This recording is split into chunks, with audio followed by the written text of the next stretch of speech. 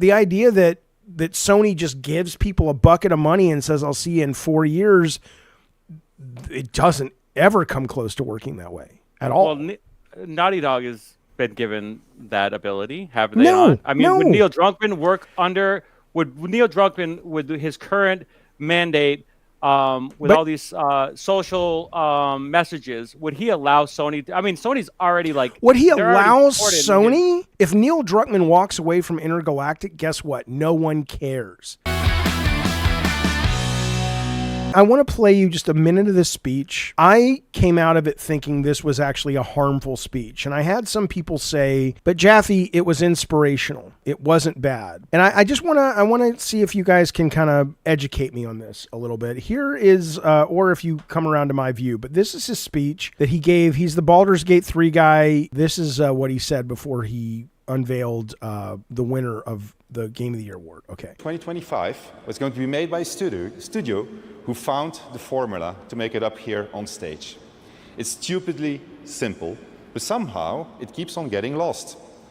Studio made their game because they wanted to make a game that they wanted to play themselves. They created it because it hadn't been created before.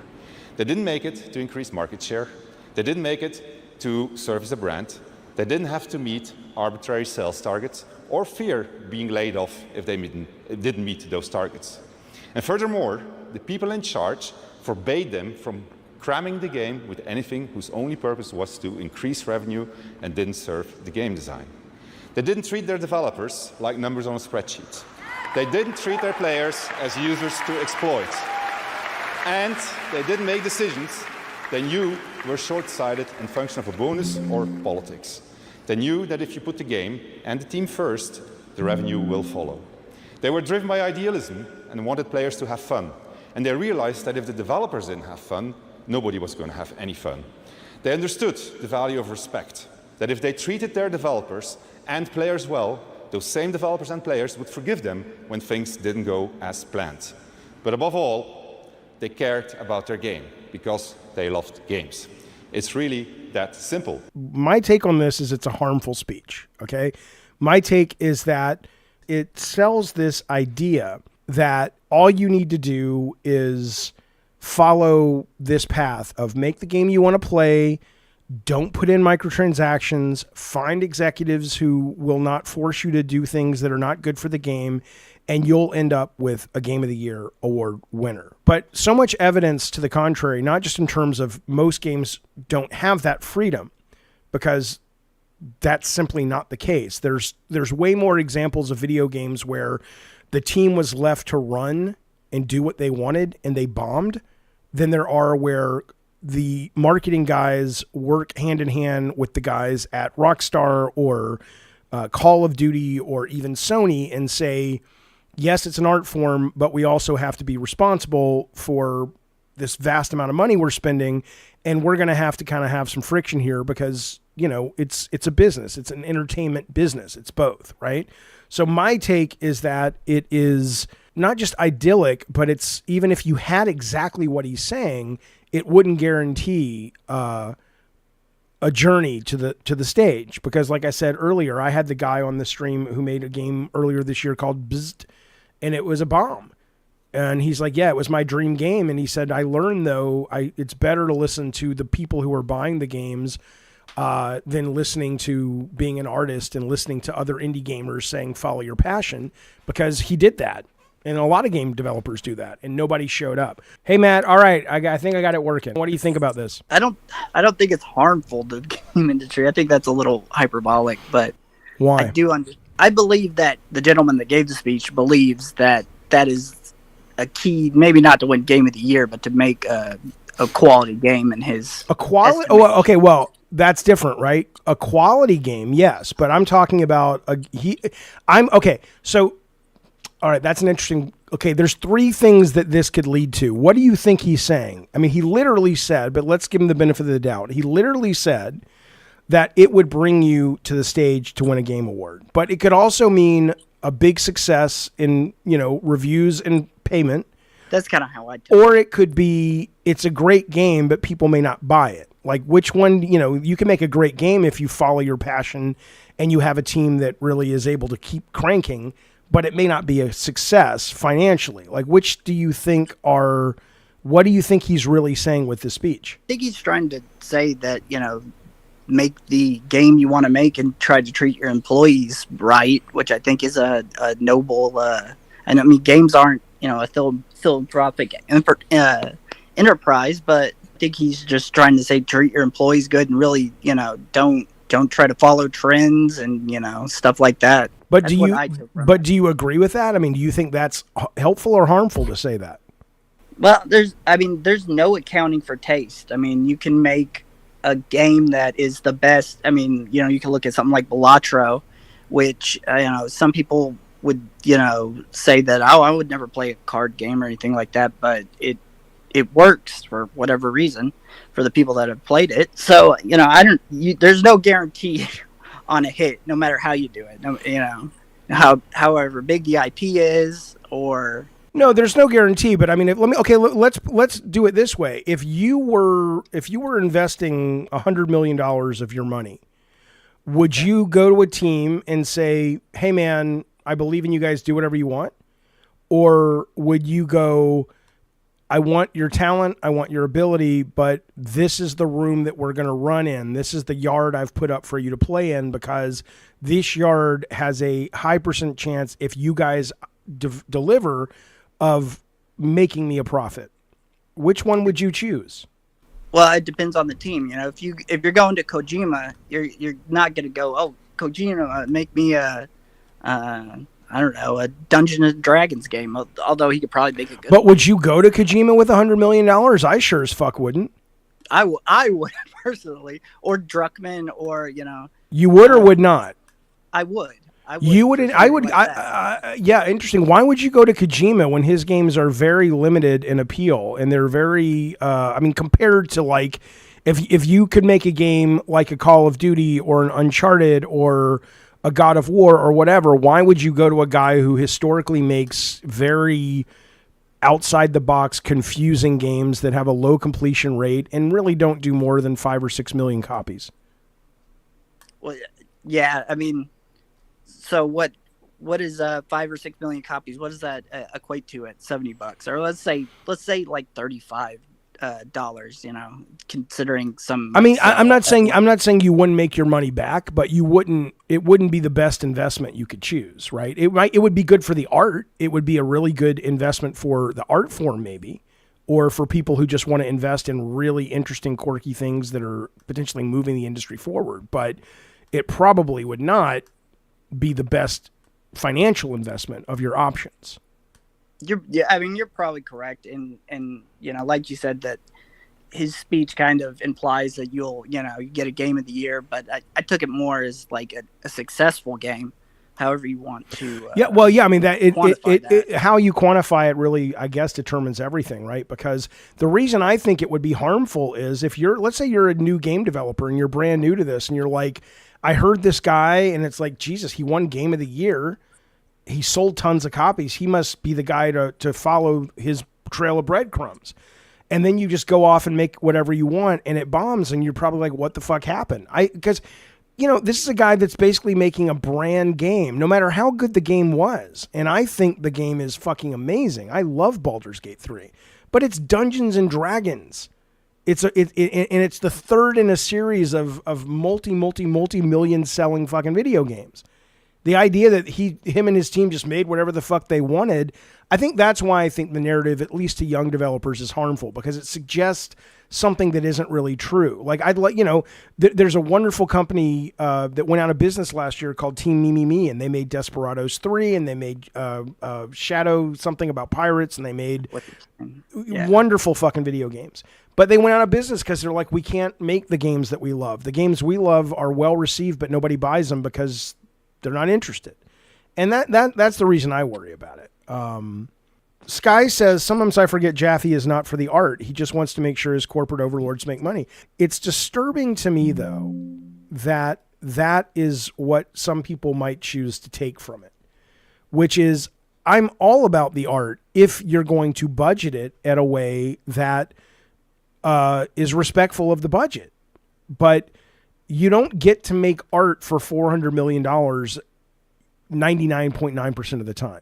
But yeah, you want to take $5 million and make an art piece? I think that's excellent. But give me a break.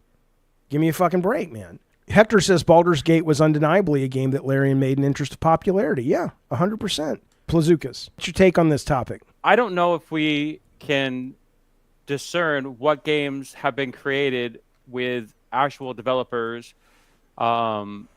like vision, or have had the corporate overlords come in and change that vision. Like, how many studios can we say are not influenced by some corporation? Everyone except if you self-fund it, right? I mean, which would be Larian, right? No, Larian, 30% of Larian is owned by Tencent. And frankly, you know, if you self-fund your game, which I do know that they have, I mean, again, I'm not knocking the company. They make amazing games, and they made enough off, I think, what was their game before this one, that I know a lot of that went into the Kickstarter, into the early access. But if you have the power to work outside of anyone else's influence except the people you want to have in, I think that's great. But you're telling me that Hasbro said to these guys, or Wizards of the Coast said to these guys, yes, it's our brand. We own Baldur's Gate. We own D&D, but you guys can do whatever the fuck you want.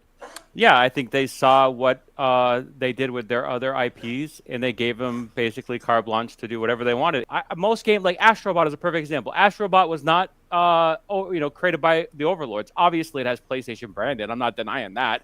But at the same time, like, the people that developed that game did not have any restrictions as to what to do. What are you talking about? Of course they did. They were making a game for Sony. Do you really believe the PR? Do you think if they wanted to do whatever they wanted to do, they could do it? Of course they couldn't do that. That's absurd. I worked for Sony when it wasn't as corporate when it comes to the money we were spending on games. Every game I've worked on or seen people worked on had oversight. There was not like just freedom to do whatever the fuck you wanted. Do you think that's what gamers believe? Is that what they've been sold? I think that there are certain games that have less oversight than other games. Sure, yes. well, yeah, of course. I mean, there's no doubt in that. But the idea that these people can kind of go do whatever they want, no, that's not accurate. Well, it's not whatever they want, because we've seen the alternative, which was Concord, with people doing whatever they want and not having much oversight because it was the future of PlayStation. That's but clearly somebody at Sony approved it. It doesn't. The concept at first, but it doesn't mean they're going to be over them every single week. Sure, yes, it does. That's how it works. I've been there, man. I'm telling you, when these guys are spending hundreds of millions. The most expensive game I ever worked on was like $30 million, and at $30 million, we had producers. They would come to the studio every week, every 2 weeks. They'd send us builds. QA would play it. It doesn't mean just because they have notes, we had to listen to all the notes. And we could push back and they could push back and all that. But the idea that Sony just gives people a bucket of money and says, I'll see you in 4 years, it doesn't ever come close to working that way at all. Well, Naughty Dog has been given that ability, haven't they? No. Would Neil Druckmann work under, would Neil Druckmann, with his current mandate, all these social messages, would he allow Sony? Sony's already like. Would he allow Sony? What do you guys? Yeah. These guys? Yes, he's not allow. He's not Spielberg. These guys aren't unionized. If Neil Druckmann walks away from Intergalactic, guess what? No one cares.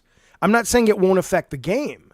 The game may care. The game may and probably would suffer mightily if he walked away. But it's not like without Neil Druckmann, they can't finish the game. They'll still make a Last of Us 3 if Neil Druckmann goes to work at McDonald's tomorrow, right? This is a massive machine of hundreds and hundreds and hundreds of millions of dollars just for the production budget. It is not this fantasy that you guys seem to believe that it's like Druckmann walks in and says, Holst, take a seat, bitch. I'm cooking in here. It doesn't work that way. I'm not saying the higher you get and the more influence you get, there are less people to answer to, of course. But everyone's got a boss, and even Herman has to answer to a boss, and even Hiroki Togi's got to answer to a fucking board. I mean, they all do, but at the same time, all of these creative directors who are leaving big studios that are under big publishers are creating their own studios to have that ability to create their own IP. Like publishers see this and they're scared as well. They want to keep the creative people. Ubisoft kept all of their people on staff even after all the sexual assault claims. No, they didn't. Activision did too until they had to actually respond and kick them all off because of the backlash. No, there are a lot of people. Well, of course they want the creative people, but the idea that those creative people can come and go and do whatever the fuck they want, these people are a dime a dozen. I'm not saying they're not talented. I'm not saying I wasn't talented. I was a good creative person. But look how easily I was replaced. Look how easily when Corey left, he was replaced. When Stig left, look how easy. Social media. But the age of social media. It's irrelevant. We're not talking about social media. We're talking about this speech and the idea that you are suggesting that I think you and maybe, by the way, this is where a lot of the pushback I get on my stream and my shit comes from, is I'm dealing with a lot of people that, I get it. You don't really care how the sausage is made. You care how the sausage is being made is presented how it's being made because it sounds great. Yeah, but and I'm poking a fucking. It's not though, because you're not. I mean, you're believing this line of horror. The fact that you really think Neil Druckmann answers to no one at Sony and can do whatever the fuck he wants is. I think at this level, yeah, I think that's exactly where he's at. That is staggering to me. That does not exist. It has never existed. The only thing I can almost barely think about was Ken Kutaragi when we were on the show floor and at E3. Even though the board could have stepped in or the head of Sony could have stepped in with Ken and said, dude, you're fucking shit up. But Ken was so powerful at the time because he was the fucking father of PlayStation 1 and 2 and 3 that we literally could not make decisions about the E3 booth until Ken got off a plane from Japan. And we were standing around the E3 booth the day before the show opened for like 6 hours going, what do we do? And it was all going through one point. But that was a rare case, and they fixed it, and even then he had bosses to answer for. So, no, I'm sorry. Neil Druckmann does not get carte blanche. The actress who's playing in the new game called Neil Druckmann video game god. You can say whatever the fuck you want. Doesn't mean it's true.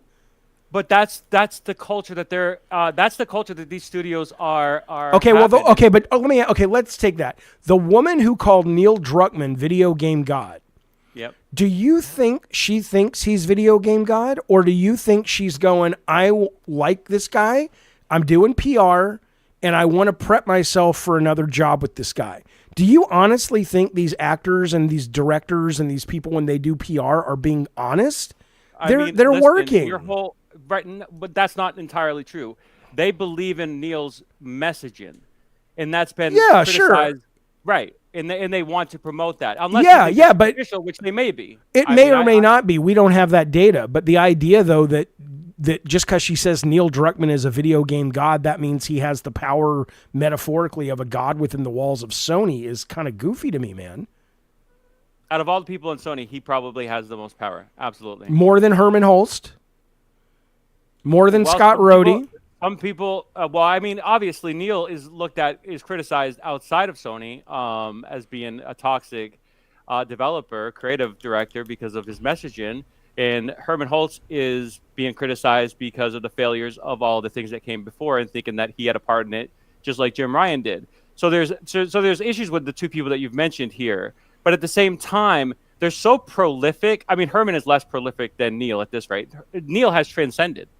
And not to say he can't be kicked out or fired from Sony. Obviously, he can be.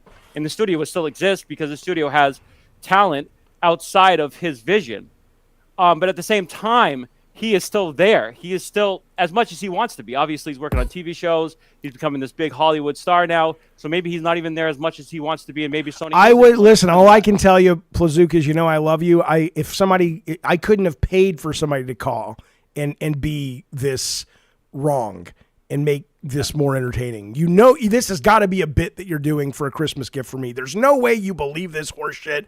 I will talk to you later. Thank you, sir.